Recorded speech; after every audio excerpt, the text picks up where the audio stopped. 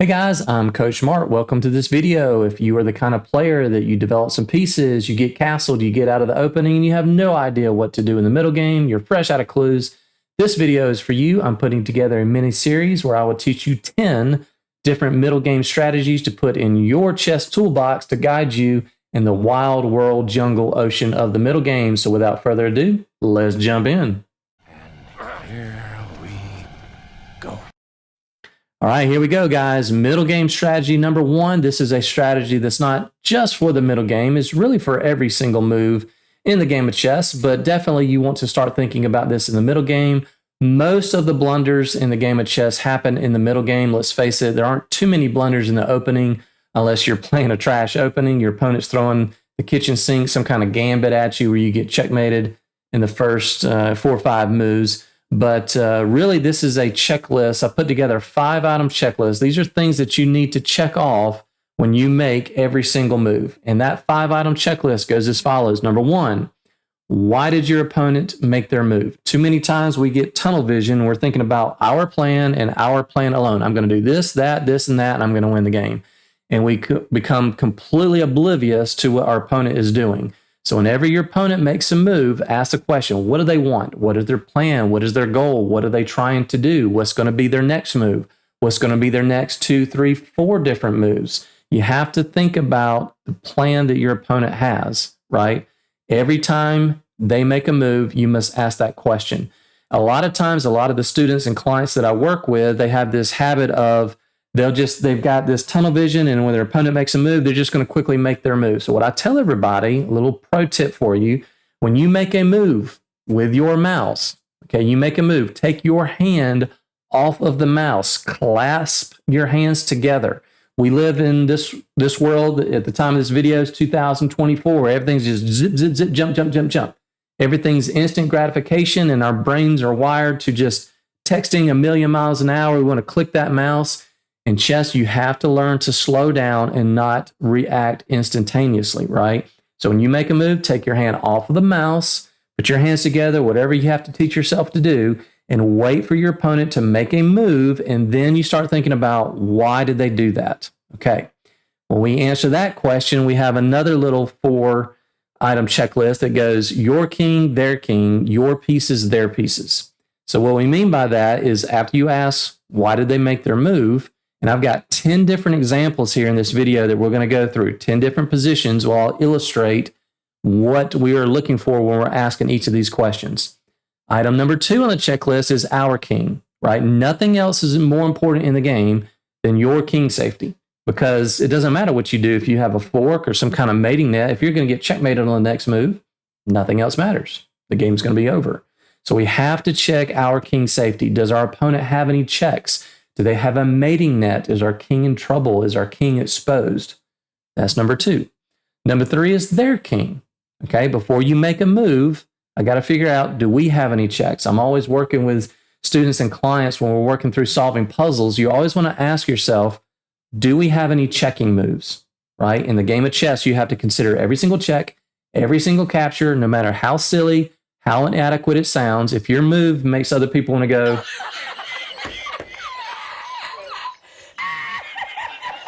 right? That's okay. Even if your move sounds incredibly absurd, it doesn't matter. You have to consider every single check, every single capture. Okay. Do you have any checks? That's the third thing. Number 4, you want to look at your pieces. Okay. There's no other game that I've ever played, and I played every sport under the sun, every card game, every board game, every game you can imagine. There's no other game that I've ever played in my life that's more unforgiving than the game of chess. If you're playing soccer and you get down 2-0, you can come back and win. In football, if you're down 28-0 in the first quarter, you can come back and win. In chess, if you drop a knight and a bishop on the first 10 moves, you ain't coming back from that. At a certain level, probably 1,1500 rating range, ELO, the players are good enough to where if you blunder, you are not coming back, right? So you got to make sure that we're not hanging any of our pieces. The 5th item on the checklist is their pieces. Why are your pieces more important than their pieces? Well, if you lose one of your pieces, you're probably not going to win. If you miss an opportunity to capture one of your opponent's pieces, it's not, I mean, it's a big deal, but it's not that big of a deal. You haven't lost anything. Sometimes that piece is there for the taking for 2, 3, 4 moves. Neither of you see it. Okay, so let's refresh real quick. Why did they make their move? Your king, their king, your pieces, their pieces. Let's jump in and take a look. All right, in this first example up here, in the 5 different items, I'm going to give you guys 2 examples for each question. The first example is going to be kind of a baby example, kind of a beginner, novice, intermediate type of example, something you should be able to easily figure out. And the second example is going to be a little bit more advanced, a little bit more complicated. So in this first position, we're white. We've played some kind of London type position here, right? We got the bishop out on f4. Black is playing a perk type of setup here with the fianchettoed bishop. Material is pretty even. And if you guys know anything about the London system and the King's Indian, sometimes the London system, you want to pull your bishop back to g3, maybe play h3 and tuck the bishop back on h2. In the King's Indian, what is the main idea in the King's Indian? You want to play e5. That's your main break in the King's Indian, e5 and or c5. So let's flip this back around. It's black to play here. And you might expect black to play rook e8. And that's what a lot of King's Indian players play. They play rook e8. They put the knight on d7, and they're preparing this e5 push.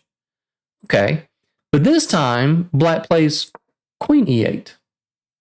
Now, again, as I'm going through these lessons, guys, I want you guys to pause the video and answer these questions on your own. Take as much time as you need. You're watching this on YouTube or on Twitch. Why did black play that move? Okay, so hopefully you figure this out. So the purpose behind queen e8 is black wants to push e5, but before I go through this, let's go back a move. What if black played rook e8? And let's say that I'm not able to draw a straight line. And let's say that white ignored that. And let's say that white played a3. Okay, well now black can push e5. And, well, now it's a little bit dangerous because if we don't do anything, if we just drop the bishop back, black can push pawn to e4, and they will be forking our bishop and knight. But here, white has a nice little resource. White can just simply play bishop to g5. And now, if black pushes this, this looks like a fork because white has 2 attackers, but black has 2 defenders, and this looks like a fork. However, you'll notice that after we played bishop to g5, there's a pin here. So white can actually take this. Take, rook takes, and white can just take that. The knight can't take because it's pinned. However, if we go back to this position, instead of black playing rook e8, when they played queen e8, now this is a huge threat. Now if white ignores that, now black pushes e5 and white is burnt stanky toast. Because now, if you go back, again, there's a fork. That's game over. Or if you put the bishop on g5, there's no longer a pin here. Now black pushes. That's a fork. 2 attackers, 2 defenders, and whoops. Yeah. And white's ready for a new game. That's game over, right? So again, going back to this original position, that's kind of an unusual move, queen e8. So especially in the opening, as we're starting to get into the middle game, when you see your opponents playing odd, weird-looking moves, that's even more of a reason for you to just stop and ask the question, what are they trying to do there? What is the difference between, I'm used to seeing the rook on e8 in the King's Indian. Why would anybody put the queen on e8? And it's because of this little idea here with bishop g5. Cool deal. All right, let's go on to the next one. So in this position, we are white, and we are getting slaughtered. So black has the bishop pair. Black has 2 rooks. White only has 1 rook. So we have 2 knights for the 2 bishops. So basically, black is up the exchange, and white is incredibly cramped. So when you're losing like this, white obviously has to figure out what is a plan. I've got to go for some kind of mate here. I've got to make something happen. I can't just be ground down by these two powerful rooks on the central files. We got the bishop staring at everything under the sun. So what can I do here? And again, I want you guys to pause the video and see if you can come up with some kind of plan for white in this position. I'll count to 10. 10, 9, 6, 5, 1. My dad taught me to count.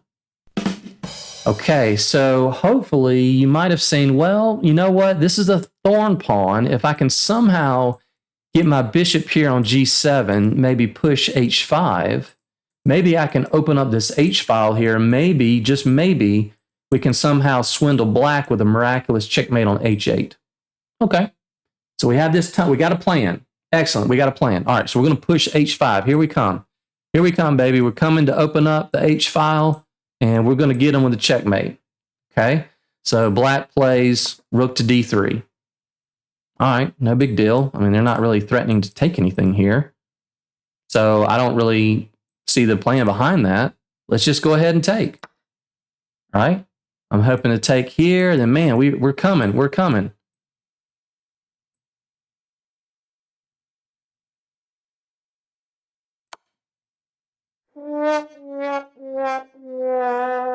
And you'd be like this. Right? Your whole plan is shot because you didn't stop to think, to ask the question, why did my opponent play that move? If we go back, we push here. They played rook d3, and it looks like that doesn't really do anything. I mean, what does this do? Oh, wait a minute. The only way, and I preach this all the time, when you're winning, find the only way you can lose the game and make sure that doesn't happen.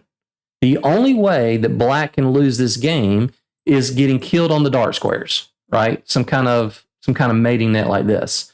So this is a fabulous move by black because they're preparing to give the check here. And if black gets rid of this dark square bishop, there's absolutely nothing, really nothing to worry about on black's end. So if you go through this checklist, why did they make that move? Ah, they're threatening this. Okay, well, now I need to play rook to e1. It's still losing for white, but at least now we are reacting to what our opponent is doing, right? Okay, excellent. Let's keep going. Let's keep going. Okay, here we go. Next position. So those are two examples of why we need to go through checklist item number 1. Why did my opponent do what they did? What is their plan? Okay, now we go to the next thing, which is our king. Okay, so in this example, we are looking at this. It is white to play here, and we're going to look at this from the other side here. We're going to look at this from black's perspective. Okay, so it's black to move here. Okay, again, I'll give you a moment here to see if you can find a decent move for black. Okay. So I think a lot of people might play knight to e5. Looks like a very reasonable move, right? We're attacking the queen. Let's go ahead and play that. Black plays knight to e5, hitting the queen. And now white plays queen to f4, attacking the knight. Okay, pause the video, see if you can find a good move for black. All right, hopefully you guys found it. Right? We have knight to d3. Boom! We hit him with the fork, right?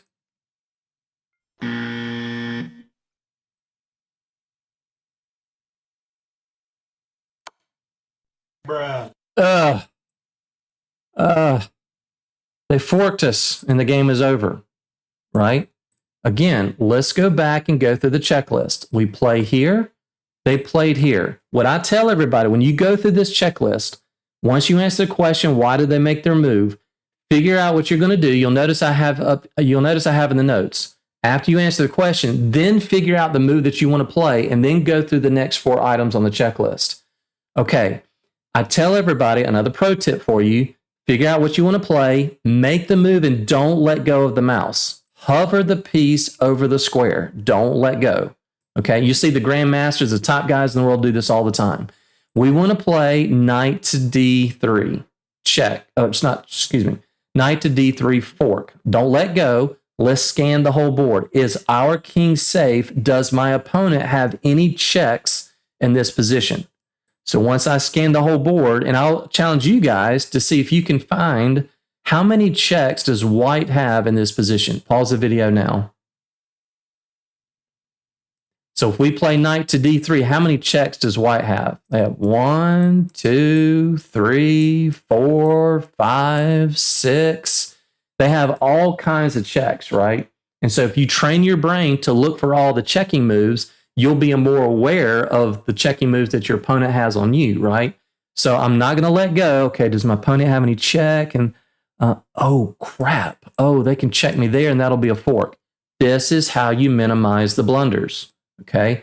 And you're like, oh, I'm not going to make that move. I'm going to go back. And this is the benefit of online chess, right? You can't do this in over-the-board tournaments, especially when they have the touch rule, right? You touch the piece, you have to move it.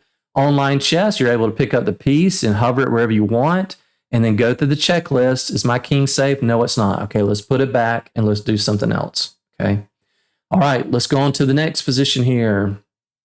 And by the way, how many of you guys actually played, if you pause the video, how many of you guys played knight to d3? Don't lie. Don't lie. Raise your hand if you played knight to d3. Who fought it? Beanie! Yeah, you raised your hand. You played it. You know you played it. All right, let's go on to the next position here. All right, so this is a little bit more of an advanced example of, does my opponent have any checking moves? So again, pause the video and see what you would play here as black.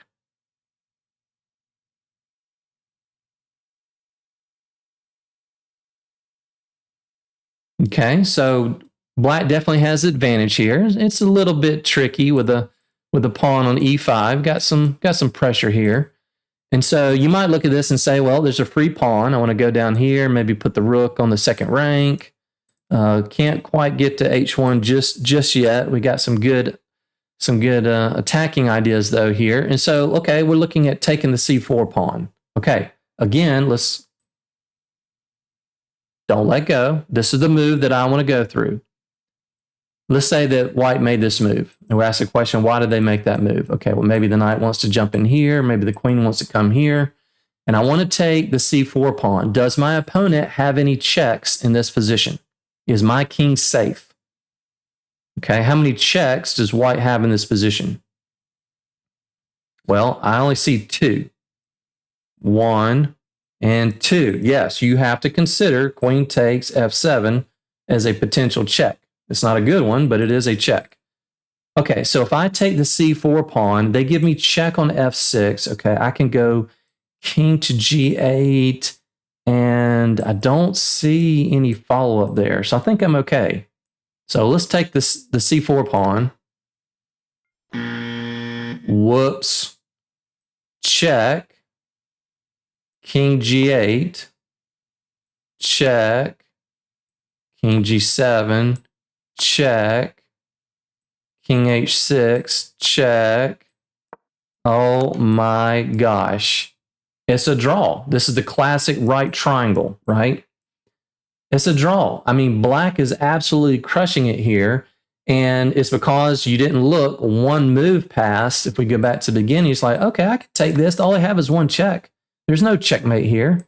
You just give me a check and I just go here. Yeah, but then, well, what if I go here? That's even worse. Whoops. This is big trouble, right? That's big trouble. And now white's winning. So, yeah. Gotta ask, is my king safe? Okay. Number 3 on the list is their king. So let's take a look at this position here. We're black. All right, so we have just played pawn to g5. Our idea is we want to play g4. We want to kick this knight out of here, right? You know, maybe kick the knight out so we can play knight to e5, a more centralized square for the knight. So this is our plan. We got tunnel vision. We're going to play g4. That's our next move. And white plays this. Rook to c1. And you're like, okay, now if I push g4, now they can't go here. Because if I take that, that comes with check. So there is no rook takes c8. So you're like, man, I got tunnel vision. Okay. So let's go through it. Don't let go of the piece yet. I want to play G4. Let's go through the checklist. Why did they play this move? Well, they're putting pressure on the knight, maybe some pressure on the C8 rook. Okay, is my king safe? Did they have any checks here? Okay, they can check here, then I can take that with check. That would be really good for black. If I go here, they could give me a check here. I could go here, and I think I'm okay. Okay, so my king looks safe. What about their king? Do we have any checking moves? Well, I could check there. I can check there, but then I don't think that works, because if I give a check there, they take my knight with check, and then they take the rook. So that doesn't work. Do I have any other checking moves? I could check here, and then... Whoa, wait a minute. If I give a check here, they can't go to the C file. If I give a check here, they have to go here, here, here, and I win the rook. There you go, guys. That's how you minimize blunders. And a lot of people think of blunders as, I just drop a piece. I just drop a pawn. I just lost my queen or whatever. But a blunder is just a move that you make where you had a much better move. And I'm not exactly sure how the algorithm in chess.com works, but it's somewhere around, like if there's a 3-point difference in your move, it will consider that a blunder. So yeah, we just simply have knight a5 check here, and that's it. Boom, game over. Doesn't matter what white does, we win the rook, and that's game over, because we went through the checklist and we caught that. Okay. Number 4 on the list is our pieces. So let's take a look. Oh, sorry, I got one more example of our opponent's king. This is the more advanced example. So again, you guys pause the video, see what you can come up with. This white to play here. Is black's king safe? 5, 4, 1. How many checks do we have in this position? Uno, we have 1 check. Is that any good? I mean, should we just take that? I mean, that's just giving up a bishop. And actually we do. This is from one of my games. I love to play the Stonewall. This is from one of my Stonewall games. I have a whole separate Stonewall speed run you guys should check out on the Stonewall. Very, very good opening for anybody up to like 15, 1700. Okay, what happens if we take this? Boom! Brilliancy. Yes, sir. That's a check. This is very similar to the Greek gift sacrifice. It's not quite the same, but it's a similar type of idea. King takes, and now what do we have? What's the follow-up? Rook h3 check. And if the king walks the plank and walks out into the open, whoops. And that's game over. So that's not going to work. So the king has to go back to g8. We still bring in all the pieces. Queen h5. And how does black stop checkmate? The only way to do that is for them to move the f pawn. So in the game, my opponent played pawn to f6, because then if we give a check, at least the king maybe can kind of run away a little bit. Here, I want to bring all the pieces in, right? I want to bring this guy in. I want to bring this guy in. Bring in all the pieces. Avengers!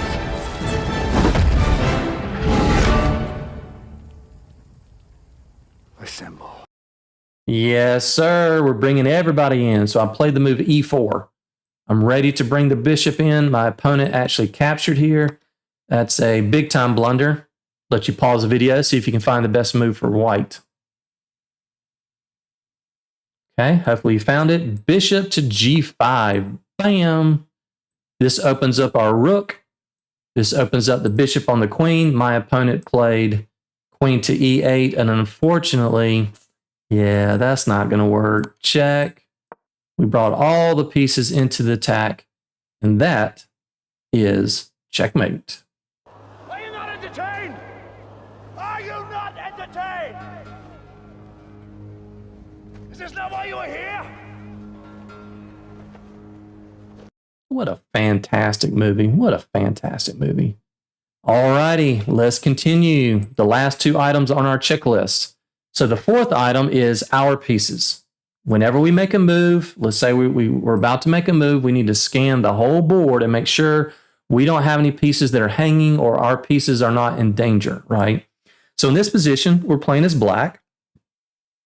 Now, don't know if you guys know this. I'll talk about this in a future video when we get to tactical awareness, but The best square for a black knight is the F4 square.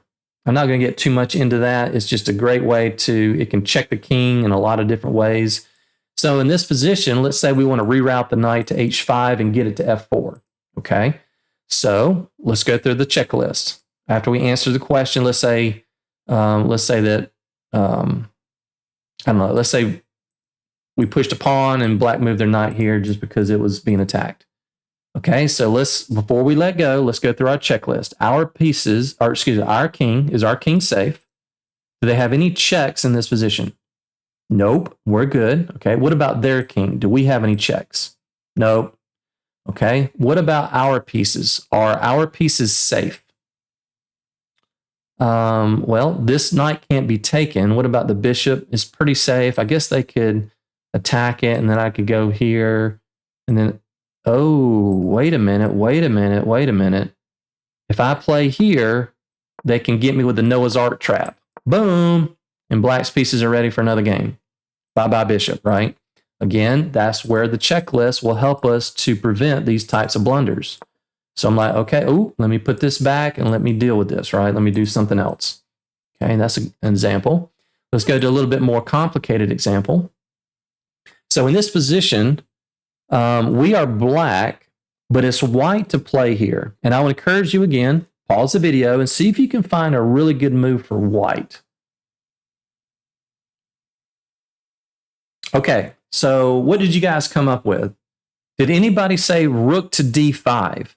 This looks like an absolutely crushing move. You play rook to d5, where does the king go? If the king goes here, then we have a beautiful dovetail mate. Thank you very much. That doesn't work. You can't go here or here. If you go here, then white has that, winning the queen. If you go here, then you just take the rook. So this looks like an absolutely crushing move. But here's where you got to calculate. You got to think deeper. So after knight to d5, we're black. We can actually play king to e4 here. You're like, wait a minute. I thought doesn't that just run into this, losing the queen? But again, you have to look at your pieces. Do you have it? White's about to make a move. Do you have any pieces that are loose? And the answer is yes. You have a rook that's loose, right? And that's where you got to learn to calculate a little bit deeper. And if you don't calculate, white's going to be in for a very, very rude awakening. Check, takes, and now pause the video and see if you can find it. Yes, sir. Slow motion. Boom. Yikes. Ouch. Ouch. And that, boys and girls, is game over. Because white didn't stop to think, do they have any pieces that are loose that can be taken? And what are the ramifications? What are the consequences for those moves, right? All right, guys, moving on to the last item on the checklist, which is their pieces. All right, let's take a look at this example. So we are playing here as white. And I'll give you a moment to digest the position here. Pretty balanced. And let's say that black plays this move, knight to e5. All right, pause the video and see what you would play here as white. Okay, so you may be looking at this and saying, okay, we know that bishops are almost always better than knights, especially in the opening and middle games, especially in open positions. So we don't really want to allow their knight to take our bishop, double our pawns. That doesn't look so great. So maybe we can just snap this off, take the knight here, queen takes. Okay, so this is one of our candidate moves. Okay, so let's go through the checklist. Why do they make that move? They want to snap off our bishop. So we want to play this. Let's hover it over there, and we don't make the move just yet. Okay, our king. Do they have any checking moves? Don't see any. They have a couple of checks here. There's really nothing there. Don't see anything else. Their king. Do we have any checking moves? We do. We have a check. Queen takes, king takes. Don't see any follow up there. Okay. All right. our king, their king, our pieces. If we take this, is there any piece of ours that they can take for free? Well, I mean, that's just a trade, but any other pieces they can take for free? I don't see it. All right, what about their pieces? Do they have any pieces that are loose? Well, their bishop is loose. Is there any way to attack that? Doing that. Oh, wait a minute. Ah, we could play this, play the fork, right? That definitely looks better than taking there. Okay, so let's think about this. If we play that, queen goes somewhere, and then we can just take the bishop, right? Okay, so we play the fork, and where does this queen go? Queen doesn't have very many squares, right? Queen has to go here. We just take the bishop. I want you guys to look at the difference in the engine evaluation, because this is something very easy to overlook, especially if you guys are playing blitz, right? Don't be playing bullet. Don't be playing a bunch of 3-minute games. If you're a beginner, intermediate, you need to be playing longer time control so you can practice the things that you're learning. I know it's fun to play the quick time controls, but you're not going to get better if you just play nothing but quick time controls, because you're not giving your brain a chance to process and apply the things that you're learning. So let's take a look at the engine evaluation. Okay, knight e4 is +4. That's the move that we played, right? Forking here, and best the computer wants to do is actually give up the queen, right? Let's go back and let's look at this move. This is what we were going to play. Look at that, guys. Huge blunder. Now it's basically a draw with black having, I mean, it's just basically a draw. And the checklist calls us to catch. This is your normal instinct, right? Oh, I'll just take it. I don't want to allow that. We have something better, right? So the old saying goes, when you find a good move in chess, look for a better one, right? All right, last example, our second advanced example of our opponent's pieces. All right, we're playing here as black, and white has just played this move. Knight to d5. All right, let's go through the checklist. Why'd they play that move? Well, obviously they want to take, and then that would either double our pawns, or they take, we take, they take. That would shatter our pawn structure. Our king would be a little bit more vulnerable. So we don't want to allow that. So maybe your first instinct, again, pause the video. Maybe your first instinct is just to take the knight, right? Okay, so let's think through this. Okay, our king. Is our king safe? Yep, I don't see any meaningful checks. What about their king? Do we have any checks? We have a check here. Doesn't look like that leads to anything. All right, our pieces. Do we have any pieces loose that they can take other than the piece we're exchanging? I don't think so.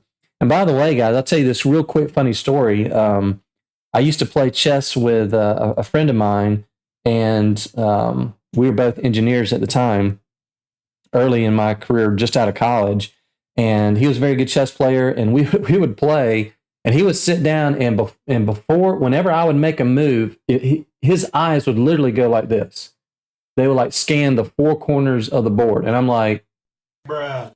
I'm like, you need some medication? You need a psychiatrist or what? What is this? But he was good because he scanned the whole board. As weird as that looked, he would scan the four quadrants, the four corners of the board, making sure he wasn't missing anything. Okay, so I don't see anything there. Okay, what about their pieces? Listen, now here's where you got to do some calculating. We take, they take. Okay, if we do that, we're allowing them to get very good pressure on our knight right here. So we take, they take. If we move our knight somewhere, I guess we have knight a6. That is possible here, but do we have anything else? Bishop here. Ooh, what about knight takes d4? Takes. Knight d4 attacks the queen, right? So takes. Pawn takes. Bishop takes knight. Bishop takes bishop. Let's go through that again. Takes. Pawn takes. Bishop takes bishop. Queen takes bishop. And white has a piece that's loose right here in the middle. Whoops. Bishop. B4. That's a lot. Takes. We have this beautiful little tactic here, right? They don't have time to do anything with this. I mean, I guess they could give the check here, but again, that's still good for black. Okay, they take, we take, they take. Does white have any pieces that are loose, that are not safe? The queen is not safe. We have bishop b4 check, and that is, that's a knockout. That wins the queen. Game over. All right, so quick recap. Fire item checklist. Why did my opponent play that move? What do they want to do? Do I need to worry about it? Do I need to respond to it? My king, is my king safe? Do I have any checking moves? Is their king safe? My pieces and their pieces. And guys, you're not going to be able to go through this checklist on every single move. That's not that. I mean, even the top grandmasters in the world, I don't know if they can do that on every move. But the point is, the more often you can train your brain to go through this checklist, and you're like, you know, Coach Mar, I can't go through that. That's going to take forever to go through that on every move. Yeah, it will at first. Okay, so play some longer time controls. Play a 30-minute game. Play a 15/10 game with 10-second increment. Play long enough time controls so you can practice going through that checklist as often as you can. Okay, and when you get good at it, you know, I played 500,000 games of chess in my life, 500,000. I can go through this checklist very, very quickly. And again, you don't have to go through the checklist on every single move. I mean, if you go through the checklist and you've already answered my king and their king is safe, neither side has any pieces anywhere near their king. Okay, then maybe you only need to go through 3 of the 5 items on the checklist, right? And so there are ways to be able to speed up this process. So anyway, I hope you guys got something out of this. I hope you guys are able to take the advice that I learned a long time ago. Take your hand off the mouse, okay? Go through the checklist. Make your move. Don't let go of the mouse. When you answer, go through the checklist and everything's good. Let go. Make the move. Coach Mark, see you on the next one. Peace out.